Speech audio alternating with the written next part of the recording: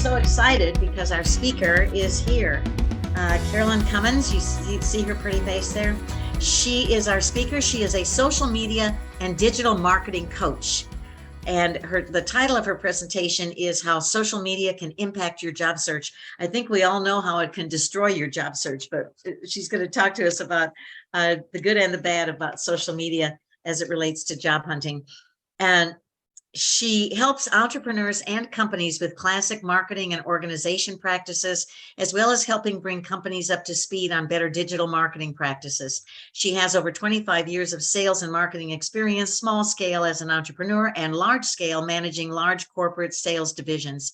She's been cultivating business social media content for over 10 years for businesses of all scale and in a variety of industries from fitness, restaurants, professional services, and real estate.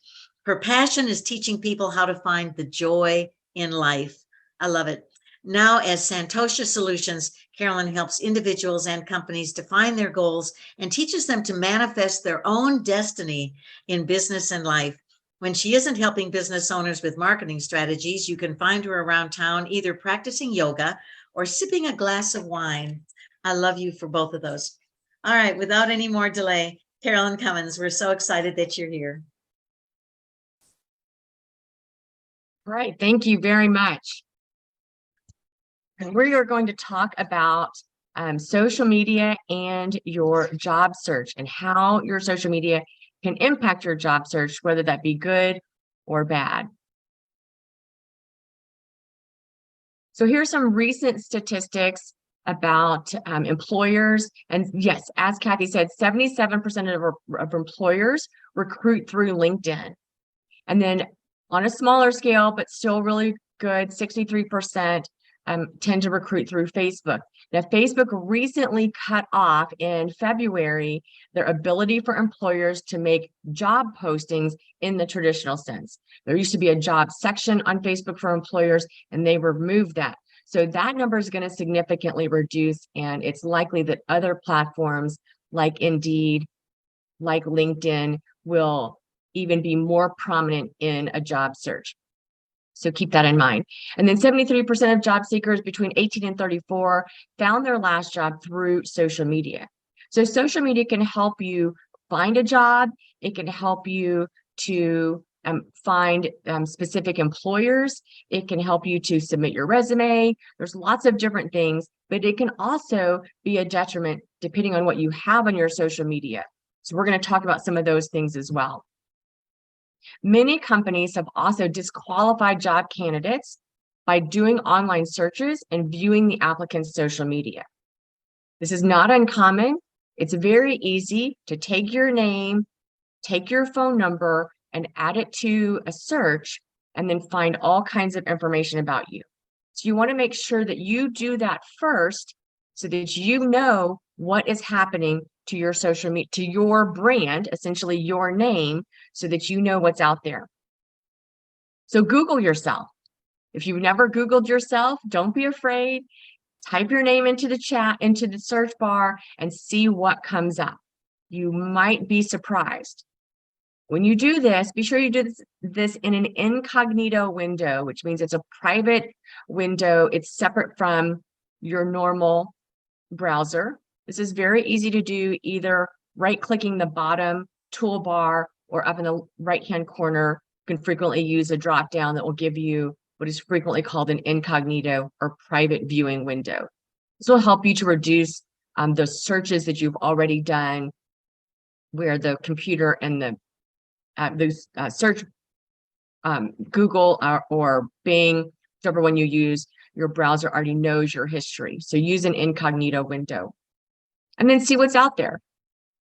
Identify what you think is positive and what you think is not so good. Just as an example, when I was in corporate America, I worked with a website company, and we were trying to improve our websites.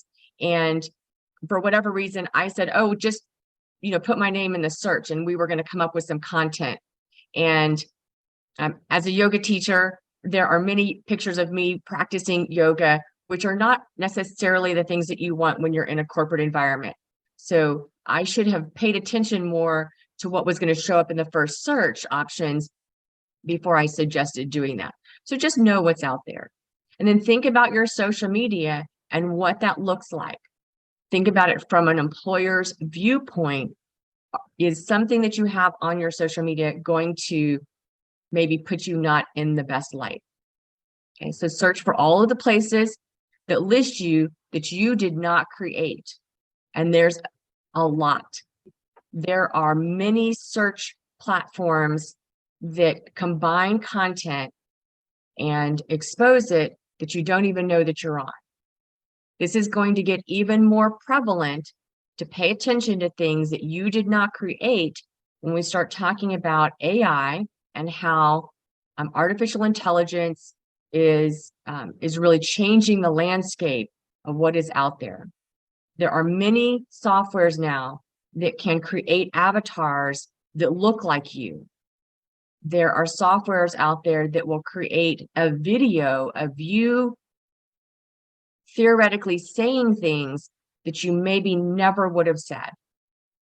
You can get pictures made of you that aren't really you, doing things that maybe you would not normally do. So you want to make sure that you're really clear on what's out there so that you can take care of it if it's a false statement or a false video or photo. So keeping things private. It is frequently suggested that you keep everything on your social media private, which means that when somebody searches for you, they can see virtually nothing. If you go to someone's Facebook page and they keep it private, mostly you're only going to see when they've updated something, if they've allowed something to be viewed in a public format. This is normally a good idea, but you might want to expose some personal information when you're looking for a job. And then you have to decide what personal information you want to expose. So the things to put in your social media: a professional photo. If your profile picture is not you in a professional setting, it's you holding a beer on a boat with a friend, probably not the best picture. That's different than you in a suit, with a white background where you seemingly seem like you're in a professional setting. Now, this depends, right, on what kind of job you're looking for. If you're looking for a job where you're promoting beer and being on a boat is helping do that, then maybe that's the appropriate picture. But whatever job you're looking for, make sure that your profile picture mimics that level of professionalism. You want to remove or make private any pictures that don't cast you in the best light. Now, this again can vary, but think about it. As an employer, what is going to look like a good photo? Party pictures are great, but not all of them are wonderful. So go through all the pictures that other people tagged you in, because it's not necessarily what you allowed on the internet.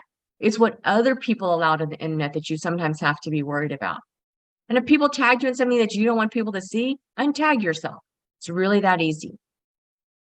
Make sure that your about sections are professional. You have to transform your digital persona while you're in the midst of looking for a job. So no profanity, no overly inflammatory commentary. Like, we can talk a little bit more about that in a moment. And be active. So on LinkedIn, for example, if you're looking for a job in a particular industry, then go to those LinkedIn groups, same on Facebook, and comment. It's a little more pertinent on LinkedIn, because that is where most people are going to be, most employers are looking for employees. Comment in those groups, show your expertise, engage with the employer's content. If your potential employer, if the one that you're looking at and you're like, man, I really want to work for them, go through their content and comment, engage with it, start to build that relationship way before you try and get the job. Okay, things to not do. Avoid inappropriate jokes or comments or statements. Those things might seem funny to you, but again, in a job search, you really have to curtail those things until you get your job. Saying negative things about previous employers. It is really easy in the moment of frustration to pop off something that later you regret. So just take a pause and consider if that's the best thing to be out there on the internet, because you can always delete it, but it never really goes away. Posting provocative or negative images of yourself is never a good idea. Again, if you find these things on the internet, if you posted them, remove them. If you're tagged in them, untag yourself. Do the best you can to get these things removed as quickly as possible. And then embellishing your skills or previous work experience, not a good idea. Being truthful and massaging the wording a little bit, absolutely. But inflating your job skills, it could cause some problems in the job search. So there was a study that showed that even though we typically are not going to divulge information about ourselves that might prevent us from getting a job, things like marital status, pregnancy, political affiliations, religious affiliations, sexual orientation, or any of those things that are protected under the equal opportunity of employment, social media makes those things very, very obvious. So just consider what you are allowing to be said on social media.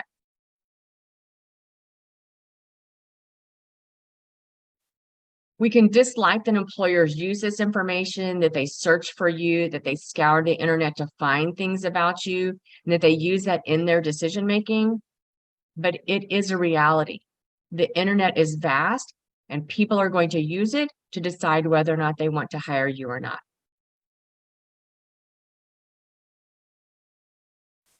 All right, here's a little bit about AI in your job search.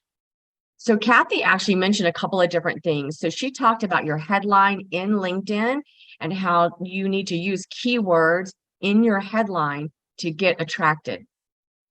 The algorithms really use that information. But how do you know what keywords to use? You can use an AI. Sort of the most common one right now that's the buzzword is Chat GPT.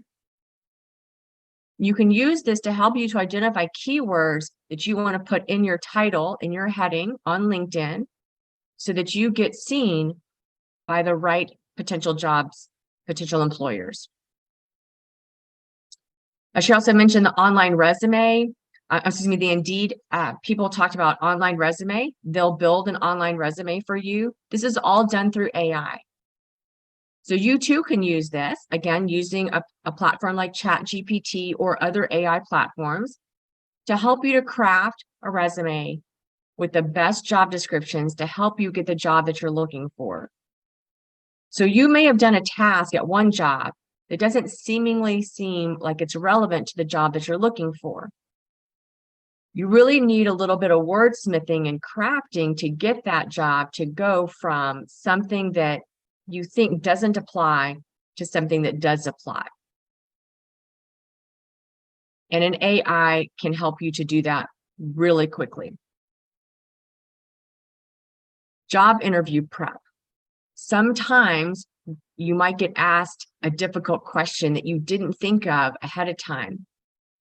And so use an AI to help you to come up with those questions so that you have answers prepared, so that you have the ability to answer those in the best possible way when you get into the job interview. And then job matching. This is exactly how Indeed, LinkedIn, Facebook, any of the job searching online tools out there use algorithms, which is AI, to help to match your skills with what somebody is looking for. But they do that based on the content that you provide. So you want to be sure to be providing the best information in the keywords so that the jobs that people are looking for, you get matched up with.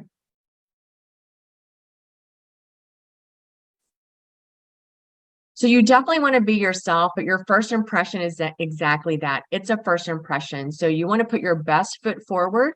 And don't let your social media be the reason why you don't get the job. Carolyn, Yes. we have somebody who is saying about almost all job applications are asked about gender, ethnicity, veteran status.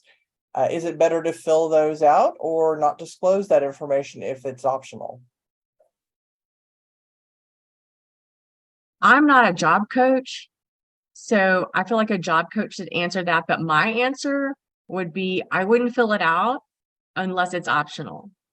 Now, that said, I might fill it out if I felt like that would give me an edge.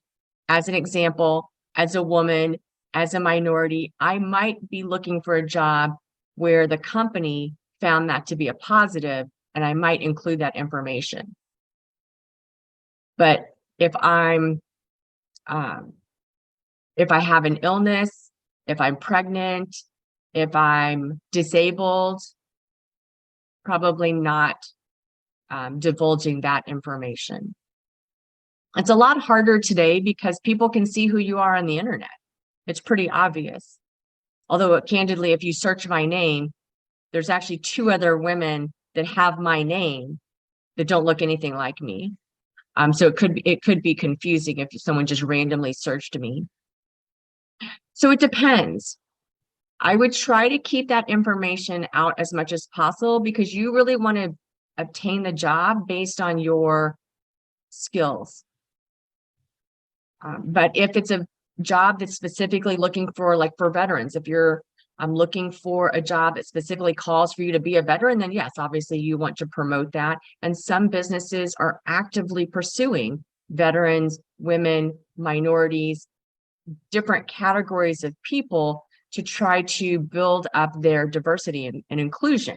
And in those cases, then you would want to divulge those pieces of information. But it is difficult.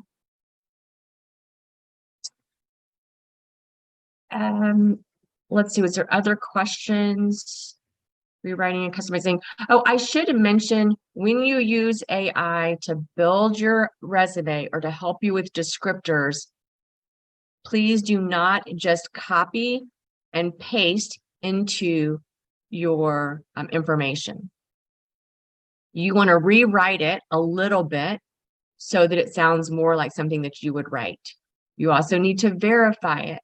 So as an example, the first slide had 3 statistics on it from one particular article.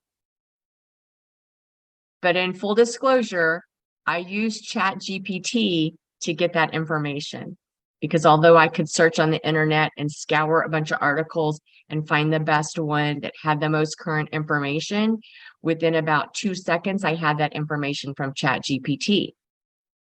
But the first time I did it, it gave me a different statistic and it gave me the source, which I asked for. And I clicked on the link and that article is nowhere to be found.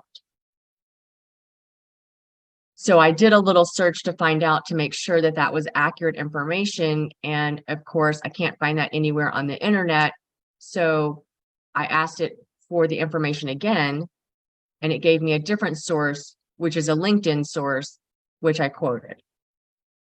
But if you're going to ask an AI a question, you do need to do some due diligence in verifying that those are accurate statements.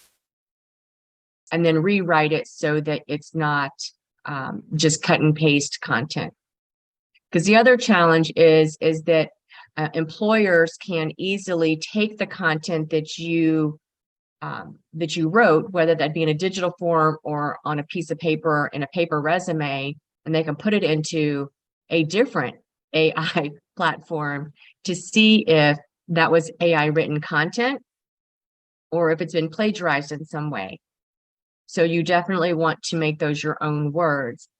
But what the chat GPT or any other AI does is it helps to spark that creativity in your mind as far as the different words to use.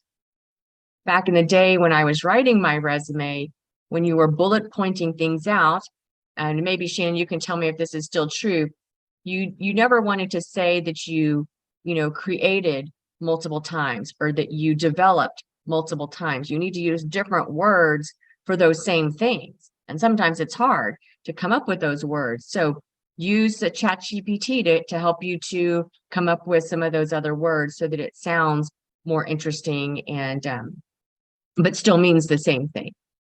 That's good. Yes, I do agree with that, Carolyn. Also, if you worked in a team, you want to make sure that your contributions to the team stand out with your bullets versus, we just all did this as a team, because they won't know what part you played with that. And this was brought up earlier a little bit in that when you are in the job, take note of what it is that you accomplished. Sales wise, creation wise, you never think that that's important until you need to go and look for another job and people ask you what you did in the job. And you're like, well, I don't know. I went to work every day. I did these things, which are the descriptors of the job, but you most likely did something amazing and you just forgot about it because it just seemed like, something of the time. So make sure that you write down those great accomplishments for yourself so that you can refer back to them later. So here's just a list of some positions that are some of the top ones that are being sought right now. All right, so I will go through really fast and see if we have any other questions.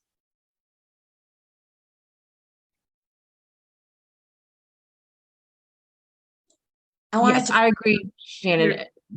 Your status can be a bonus in some communities. Your last slide where you talked about 15% of jobs were remote, but that was in November 2020. So when you, it's nice of you to clarify that. When was that factoid applied and so forth, because as everybody knows, there are probably fewer remote jobs. I'm a little bit surprised by the 15%, but it seems as though many companies are, I don't know if it's still accurate. Actually, one of the things that we know is that companies have learned that they can have some very successful people working remotely. So in some situations, there are more remote jobs than before 2020, but in some cases, companies have decreased their number of remote jobs. They want more people in the office for various reasons. So it would be interesting to know 3 years later what the current percentage is of people working remotely. Yeah, definitely. So here is an example of ChatGPT. If you're not familiar, it's chat.openai.com. And it's a free platform. There are other platforms. So if you look it up, Google's building one, Bing's building one. You'll hear now that there are various chat functions on websites that are using the ChatGPT 3.5 base. But Kathy, to your point, we could ask it, is the percentage of remote workers today.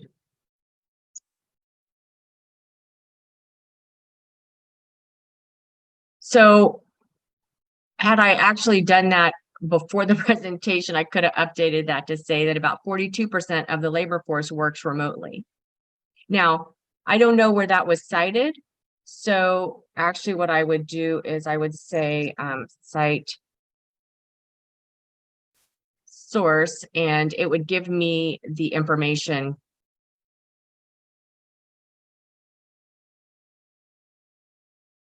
If you want words for,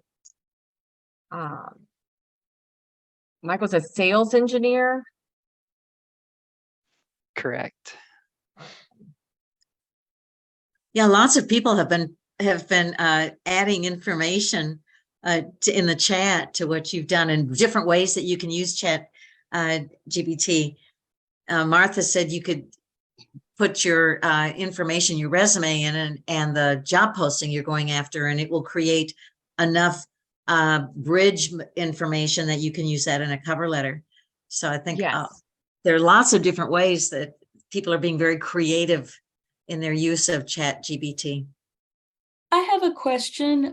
Are there any concerns with privacy or being able to track what a person has been doing on ChatGPT? Ooh, good question. Is there any concern over privacy? I Mm-hmm. think that if you're concerned about the privacy, don't use it. Okay. But um, I'm pretty sure that my smart device sitting back there that's got a big G name is already listening to me, because it'll wake up and say things when I didn't even talk to it. So the days of everything being private are pretty much gone. Mhm. That's my personal opinion. That's not the Okay. opinion of anybody else necessarily. From what I've seen, when they do things like that, it's more towards trying to get you to buy something. So there's some comfort in that, so yeah. Sure. So the things that you ask in ChatGPT, in all fairness, are cataloged. The reason why it's free is that it's somewhat in a beta mode. I mean, they are trying to gather data. And every time people use it and every time people ask for things, it gathers more data. So it's always perfecting itself. I don't know if you noticed, but when I started, it said that it was on 3.5, and I'm on a paid version of ChatGPT. So there's actually a 4-point version that has more current information. ChatGPT 3.5 will only give you information up to, I think, 2020. That's as far as it cataloged. But if you want more current information, then there's a small fee for the paid version. But you don't need the paid version necessarily. I should also say that sometimes you won't be able to get on because there's too many people on ChatGPT on the free version. So you might find that situation as well. But just to clarify what I did here, I put in descriptor words for a sales engineer, and it gave me different words and then a little statement behind that. And then I asked it to write a resume cover letter for the previous content, and it wrote a cover letter. Now, again, I would copy this into a document and then I would rewrite it. I have another software that I use. It's called CopyLeaks. And that's just copyleaks.com. And it has an AI detector and a plagiarism detector. But if we take this content from this letter, which I might do if I was an employer, and I put it into CopyLeaks, it tells me that it's 95% probability that it's AI written. So I'm probably not hiring this person. Okay. But if you rewrite it in your own words, it's a good base, because sometimes when you look at a blank screen, it's really hard to see all the things that you're supposed to write down, right? And if you've maybe if you've written, hundreds of these letters, it's super easy and you've got it all there. But this will help you. So if you have a resume cover letter, you can put it in a ChatGPT, and then it can help you to fine tune some of those statements so that you use the right keywords so that you get picked up more in those algorithms and searches that Kathy was mentioning on LinkedIn. LinkedIn is huge. So if you're looking for a job and you're not on LinkedIn, then get on LinkedIn. And if you haven't updated all the things related to LinkedIn, I think, Kathy, you mentioned they're doing something later today about it, or is that Indeed? Indeed. Okay, but you guys do have a LinkedIn. We have a LinkedIn class. So I highly recommend that. You need a cover photo, you need a profile photo, you need a heading. So really work on that. I just recently, for a nonprofit, hired an executive director, and the person that we hired came off of LinkedIn because we posted the job, and literally we posted the job and we immediately got applications and found a qualified person. So a great resource. what does Peter say? One point rewriting, you can ask ChatGPT or whichever, right? Any AI to give you written feedback instead of rewriting your work. Absolutely. Oh, wow. You can ask it. So think of it as your assistant in your job search, and let it help you come up with content. Okay. Peter, thank you. That's all really good information. All right. So I just wanted to give you all my information. Again, I just want to reiterate, I'm not a job coach. I am a social media expert. And if you want help in crafting things for your LinkedIn or your Facebook, then I'm happy to help you. You can reach out to me. I also have a newsletter. And I do have some free resources on my website that are more geared towards entrepreneurs. But if you find yourself in the position of starting your own company and you need some help facilitating that, I've got some free resources on my website.